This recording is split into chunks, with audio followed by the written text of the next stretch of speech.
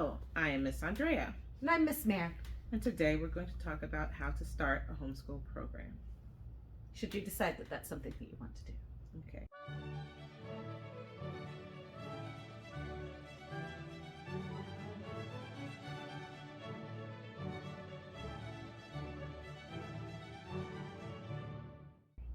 So, what is a homeschool program? So a homeschool program can be anything that serves predominantly homeschooling families. It's going to provide enrichment and activities that are either academic, social, or extracurricular, or sometimes combination of them. Usually they start with one and An ad. an ad. That does happen kind of frequently. I've seen, we started with history, We did. and now we do the full academic suite in theater.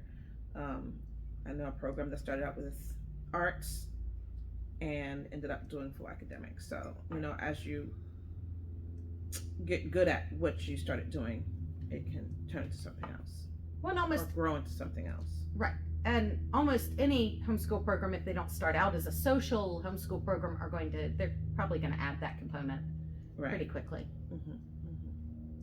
Okay, so All right, so now that we know what a homeschool program is, how would you get started starting one? so the first thing we did when we started a homeschool program was figure out what our vision and mission were.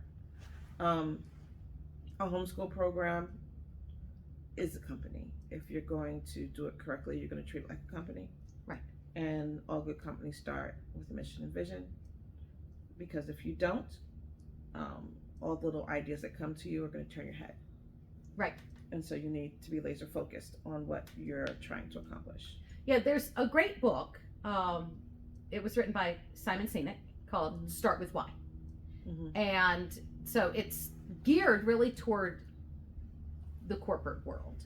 And when asked to kind of adapt it to the nonprofit world, that team sat down, and there is an add-on that talks about specific things that are in a nonprofit world. And a homeschool program, whether you formally incorporate as a nonprofit or not, is probably going to be run much like a nonprofit. And largely what they decided is that the original book, Start With Why, applies to pretty much any endeavor. It's written with business examples, but you can apply it to pretty much any situation. Right. For example, we started out very focused on college prep academics, but we've had people come in and say, well, I need you to cater to autism.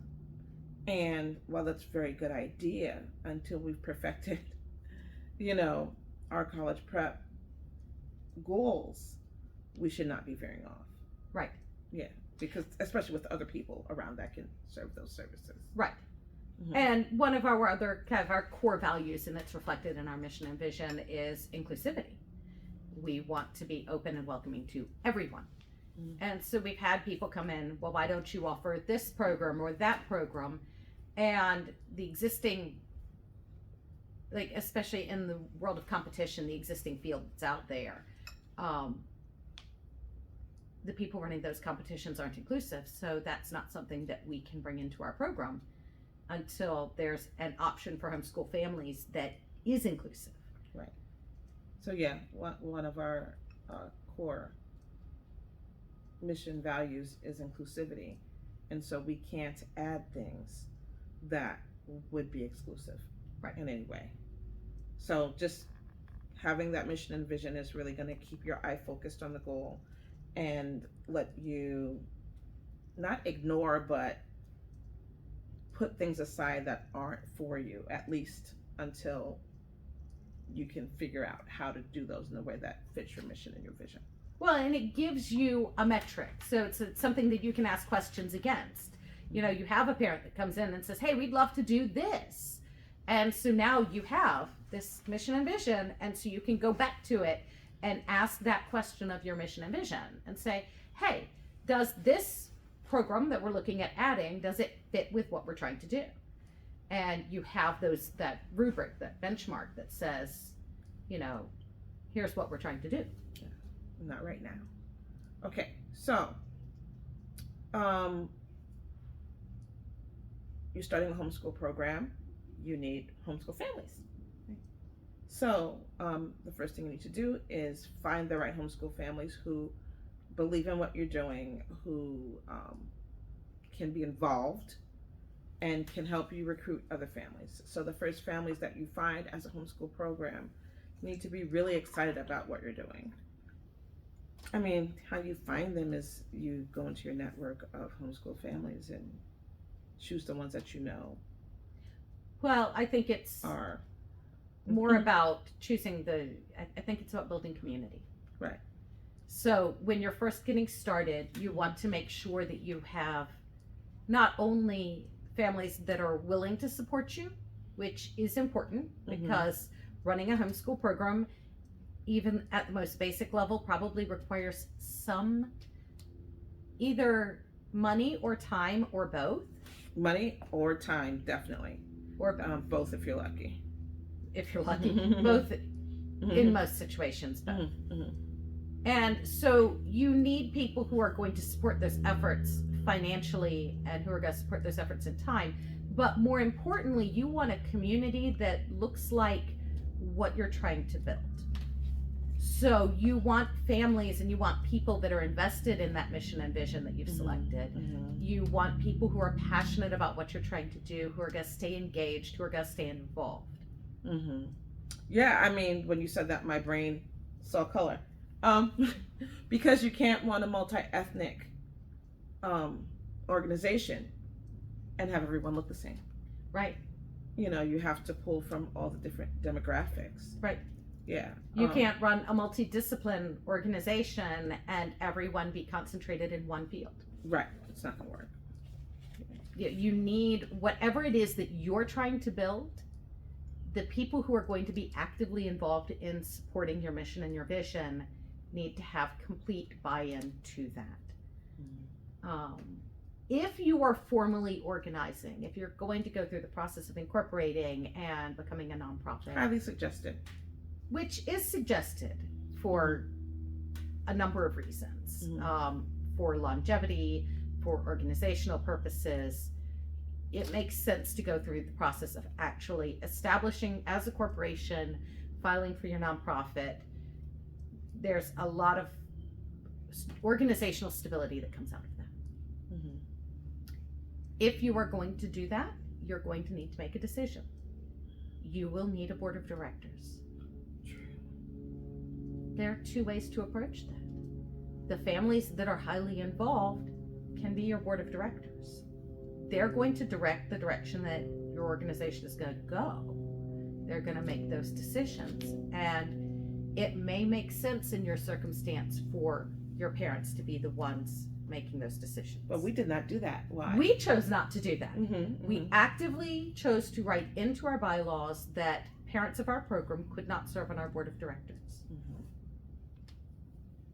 What can happen when you have a homeschool program is you can have a highly motivated family come in and basically stage a coup. They can change everything about your programming because they come in with time, they come in with money, and they join your board, and now all of a sudden they're making decisions that may or may not be in line with the mission and vision that you've set out. Or it may just be in line with what their specific children need for that period of time. Right. And so when they leave. Right. When that season is over, when their children's needs have been met, they're going to bounce. Is what is left the organization that you envisioned.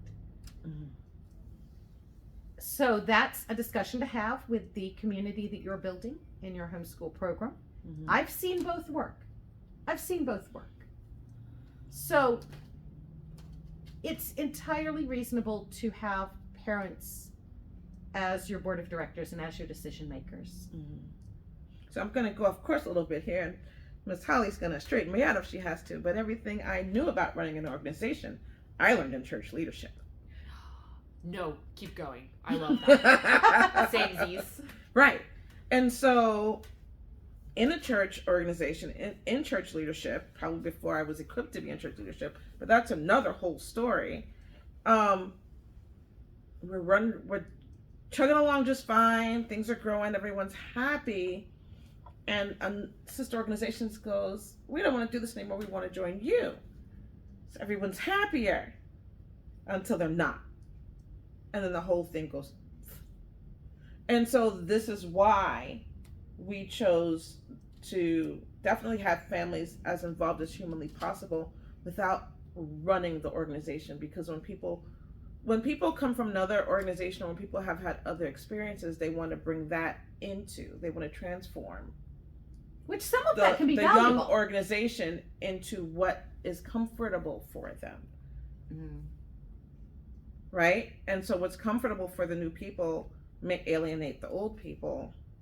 So, which is why we wanted a strong organization that we figured out, that we interviewed people, we figured out what was going to work, and then we set those values. Now, do we have families who we want on the board?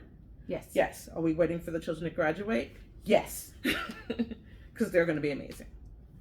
And we do have a provision. Mm-hmm. The parent of children in our program can serve on our board with unanimous approval from our board. Mm-hmm. If every single person in the board says without reservation, this person brings valuable skills that we need, then that person can be placed on our board. No, Right. I'm going to jump in here and ask a question because you mentioned something written in the bylaws, and I don't know if everyone knows what that means because I'm not entirely sure. So when you say that if there's unanimous vote, is that literally written down somewhere? Yes. Mm-hmm. Wow, how does that work? So this actually is going to feed into the how to maintain, because we're going to talk about structures and procedures and things like that and how to maintain. Mm-hmm. Do you want me to go dive into it now, or do we well come back to it? We can come back to it. Okay, we'll come back to bylaws. Okay, we're going to come back to it, folks. Stay to the end of the video. Yes. Okay. So you have your community, you have the people who are invested in what you're doing. There are a few other things that you need before you are going to get started. You may need a reliable location for your services. Mm-hmm. Depending on what kind of homeschool program it is that you want to start How big? and how big you are, Mm-hmm. you will potentially need a place to meet. Now, if you're doing a homeschool program that is entirely focused on field trips, and so you're consistently meeting at some offsite location, this one's not nearly as important. Right. We'll come back to that in a minute. But if you're offering any kind of social activity, any kind of regular extracurricular activity, you need to make sure that where you're meeting is going to be available to you for the duration of your program. Mm-hmm. I mean, at least for whatever you define as your operating year, whether it follows a traditional school calendar, whether it's January to December, however you're set up to run your program, you want to make sure that whatever cycle that is you're falling into, that you have this reliable location to do your Right, and that they're not gonna change things, without warning. I know of an organization that's using a community center, and every now and then they get a surprise. Well, someone's booked the community center this week, and that would murder me. Right. I would be dead. So that's the thing. A lot of times, if you're running a nonprofit or if you're running a community program like this, you can find places that you can meet for very little money or even for free. But a lot of those places, you can also rent it for a lot of money. And if somebody comes in and is willing to write that check, then you're going to be without space for that duration. So that's kind of a double-edged sword. You can do things for, very low cost, but then that's not your dedicated space or time. Right. So reliable means a place that can meet your calendar from week to week with no undue surprises. Right. Like a flood, a virus, okay. But just like, someone decided to get married this week and so you can't be here. Or Not so much. months in advance, we're closed from this time to this time. Right. So reliable location is very important. We had one for a while. We did. And then we decided to get our own space because the control freaks in us couldn't handle surprises. Well, it was also not really working for them, the arrangement that we had, and so we were going to need to spend more money to stay there. Right. Because that was what was fair for that arrangement. Right. We were a drain on their organizational system. And so we were going to have to give them more money if we were to stay. And once we reached that threshold, we're like, well, if we're spending that much money, we may as well have a space that we control completely ourselves. Well, and so in saying those things about finding a reliable location, make sure the location you find that you're not putting undue stress on them. Right. Because they'll cease to be a reliable location if you are putting undue stress on them. Mm-hmm. Because if you have this great relationship and you're working really well with these people, but they can't afford to keep the roof over their heads, you're not going to have space either. And so then that feeds into the consistency of service. So you want a reliable location so that you can provide whatever service you're providing on a regular basis. Speaking of services we're supplying on a regular basis, services have to be consistent. Right. If you start a program in the fall, you finish it to the end of the term or until spring. You can't have parents sign up for something and then not supply it. Right. So figure out whatever you decide to do, how to keep it going. Loss of words, but so have a plan for whatever your cycle is. Again, Again, and plan A and plan B in case you have to make something change to keep those services consistent. I'm good with C. I'm good with plan C. But yeah. I have the others in my head. It's fine. Yeah. What is it, as they say, roll with the punches? No. Yes. Well, no. You have to be able to roll with the punches. You plan for being punched so that you know what you're doing next. There's no need We're to doing roll with this, and I'm nothing. going to be repeatedly punched in the face. So I'm just going to have ice packs.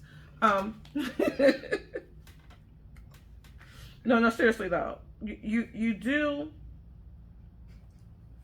broken my brain. It is broken. It is on the floor. Okay, No, you do roll with the punches. I don't know. Brain's broken. Okay, That's so fine. going back to consistency of services. So yes, have a plan for your entire cycle, whether that's a semester, whether that's a school year, whether whatever your cycle is, have a plan to complete that. Because once you've convinced people to sign up for your program, they're going to be expecting that, whatever it is that you've promised them. Starting something 1 month and 3 months later, just ghosting is bad form. Yeah, even if it's just social. If you start a chess club, you finish the chess club. Right. If you start field trips, you finish the field trips. If you start American history, you finish American history.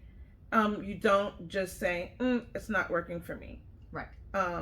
Or it's not working for our group, we're going to change. Because there are people who came to you because you offered something.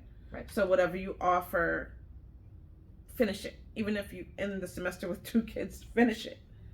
And on that same vein, then in line with consistency, make sure that whatever you're doing is happening in some kind of regular interval.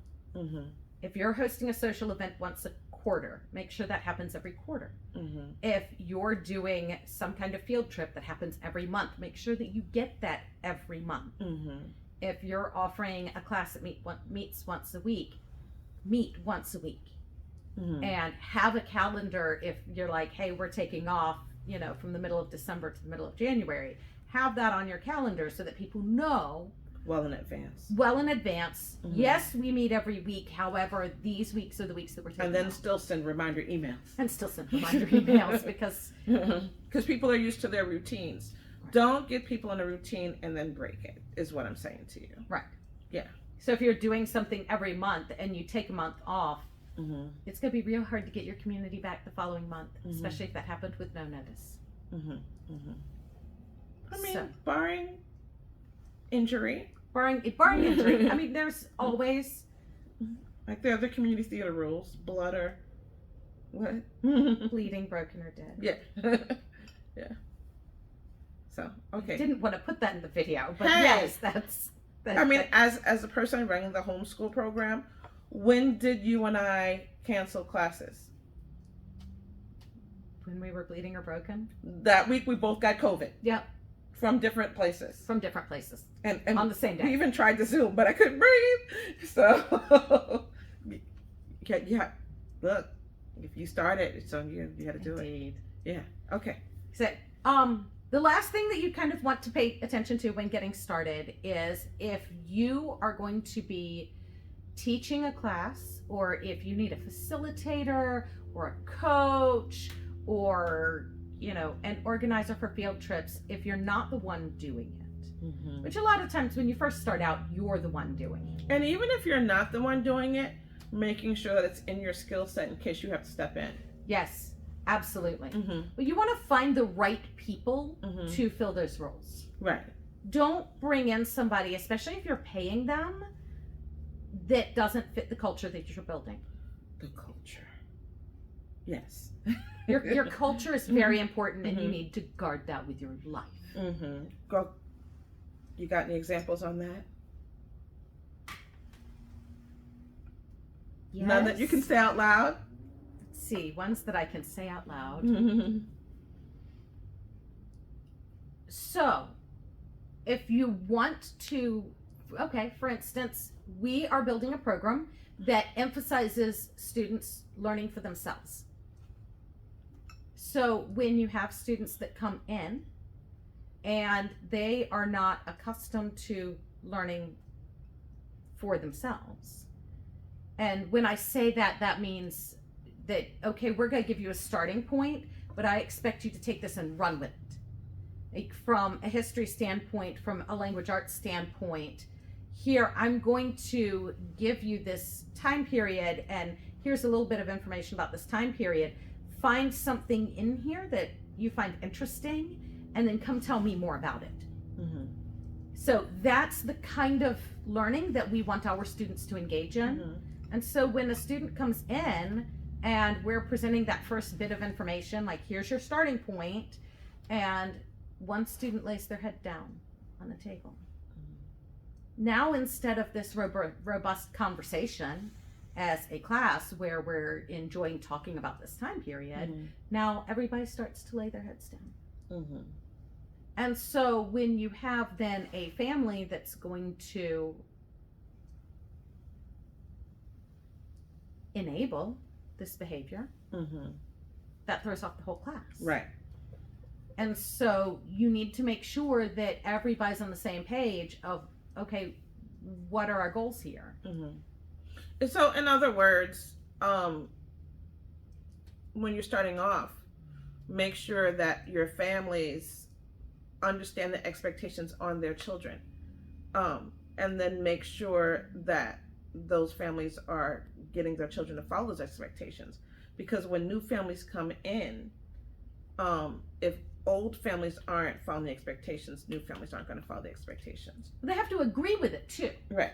I mean, you don't belong if you don't believe in the way we teach. Then there are other homeschool programs. We're just not the right ones for you.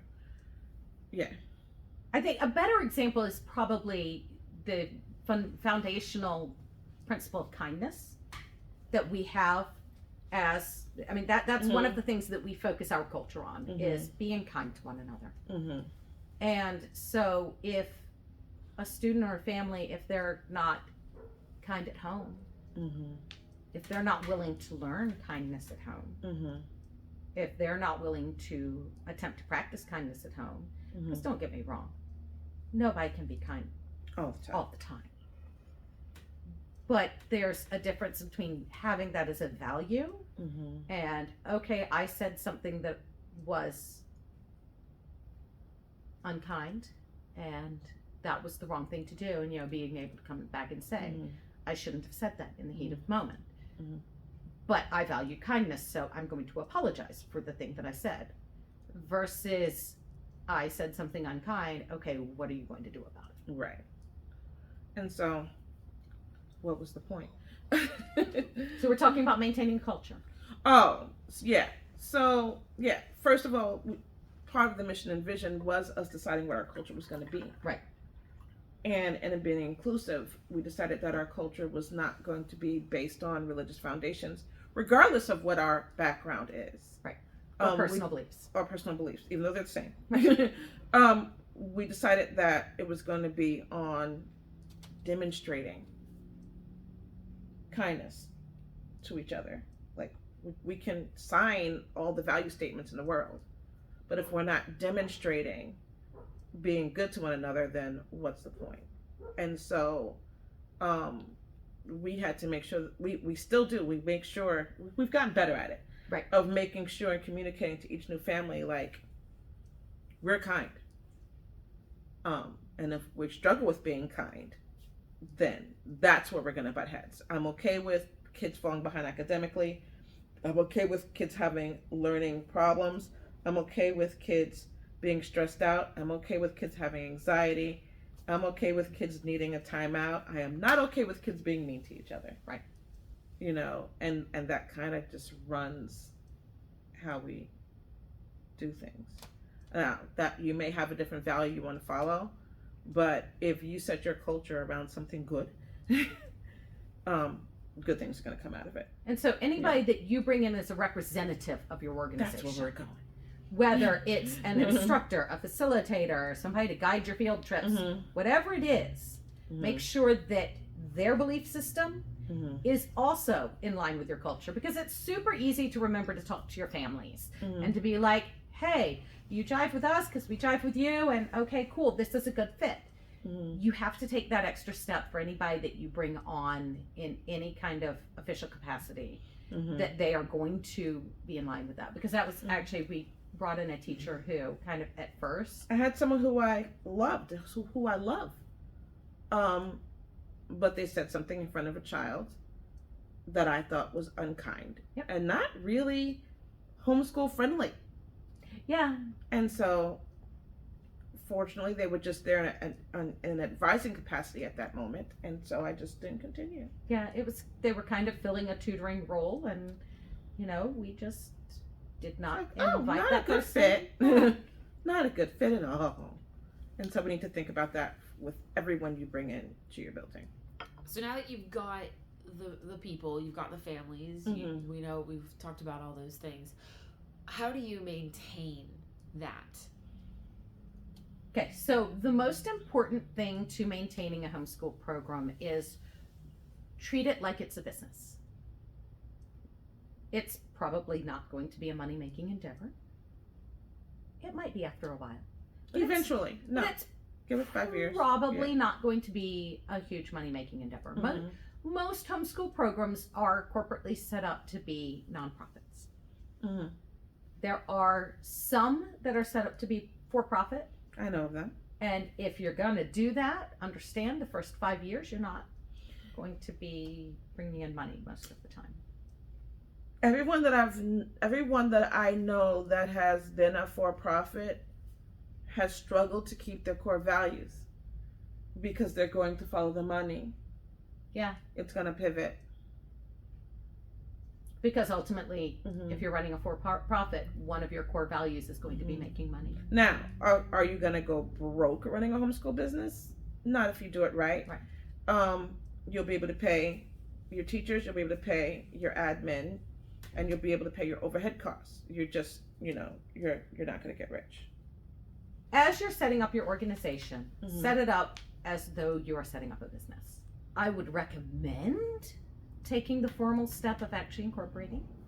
That can provide you some coverage liability-wise.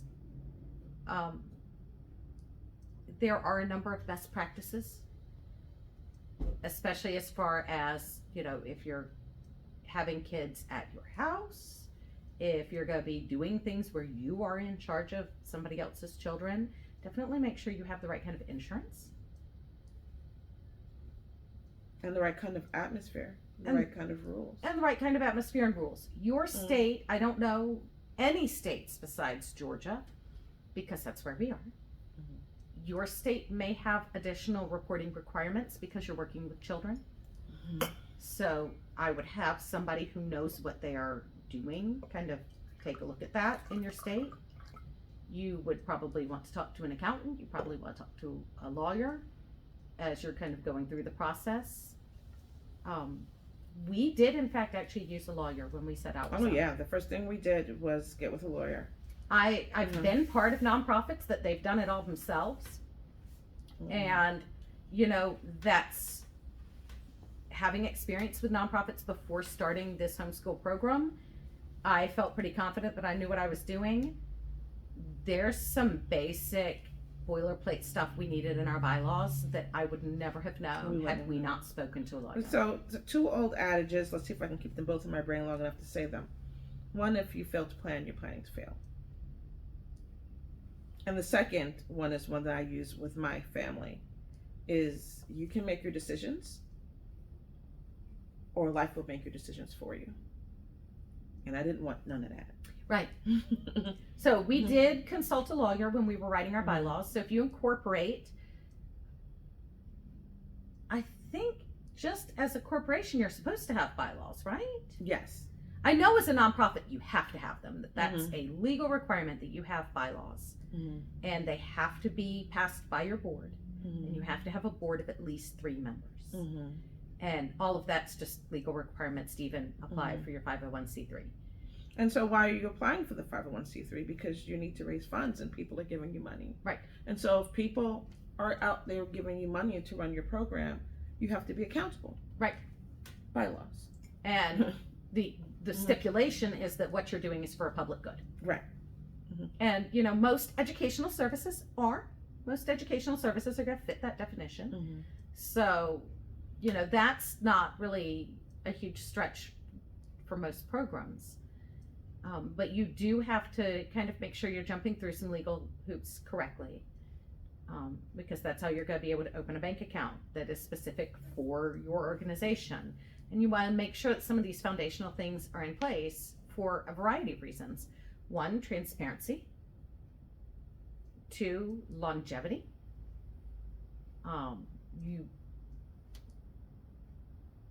I didn't really explain transparency, but I kind of assume that people know what transparency is, so I didn't really feel the need to. I am a walking transparency. Right? If it's in here, it's out here. Yeah. And I kind of live that way, so there's no secrets here. None. And there shouldn't be. Not when you're dealing with someone else's children. Not when you're... So, and that's kind of what the tenets of a nonprofit. You're doing something for the public good. So everything that you do should be as open as possible. Your bylaws have to be published, like, for people to be able to read. Ours are on our website. You can download them. You can read our bylaws. Great. And so the bylaws, what those are, what they're going to do is they're going to outline the structure of your organization. So they're going to talk about things like who is eligible to sit on your board, how many people are on your board, when are those elections held, are they the membership of your organization voting them in, or is that a private decision made amongst previous board members? You know, there's a number of ways to structure all of that. But it's going to formally outline the structure of your organization. And it's going to talk about the responsibilities that your organization has. The responsibilities they have to the government to maintain that rating, the responsibilities that you have to the public, the responsibilities that you have to the members and the families that you serve, and who's responsible for that. And then you also are going to have a policy manual. And most of the kind of day-to-day, this is how we handle the situation, is going to be in your policy manual, because your bylaws take like board votes and sometimes whole membership votes to like, it's complicated to update bylaws. It takes time, it takes steps. You have to publicize things in advance. Everybody has to be able to weigh in on it. So changing bylaws is not an easy thing to do. Changing a policy manual is usually just a board vote. Okay, this policy no longer serves us. How do we fix it? Right. So, or this family did a thing, and so now we need a policy. Because every policy... New policy with this person's name at the bottom in small print. Because every policy in a nonprofit policy manual is a reaction. Is a response to something that has happened and experiences that somebody has Either had. with your organization or an with somebody organization else's. That you've experienced, or, you know, other people have experienced, and you just got these lists. Because, okay, I know it sounds horrible and it sounds scary, but we literally got a huge document with all these bylaws on it, and it was like this one, this one, this one, this one. It's not nearly as hard as it sounds. We worked 6 months and then opened doors. And it wasn't constant working. It was meeting Our lawyer. and you and I meeting once a week. Right. Yeah. At a very wonderful ice cream place that no longer exists. I know. It's so sad. Yes. So these are the documents, and you want to take some time in them because that's going to create the structure of your organization. Mm-hmm. And structure is actually kind of important because chances are real good you're starting this organization because you have an idea, you see a need in the community, and you want to solve it. And initially, it might be you and a friend, you and a family member, and y'all have decided that you are going to go solve this problem. And having 1, 2, 3 people in the beginning is reasonable and fine. However, what happens when life happens? When life happens, what happens when you're no longer interested in running this organization? Does it disappear? So, your bylaws are going to create your structure. Your policy manual is going to create the procedures for how your organization runs. And then you're going to want an organizational chart. Note from the editor here. So the camera seems to have died during this take, which means we did not get to properly finish this video, and you'll have to watch for part 2 because there will be a part 2 coming out on how to maintain a homeschool program, and we hope to see you then.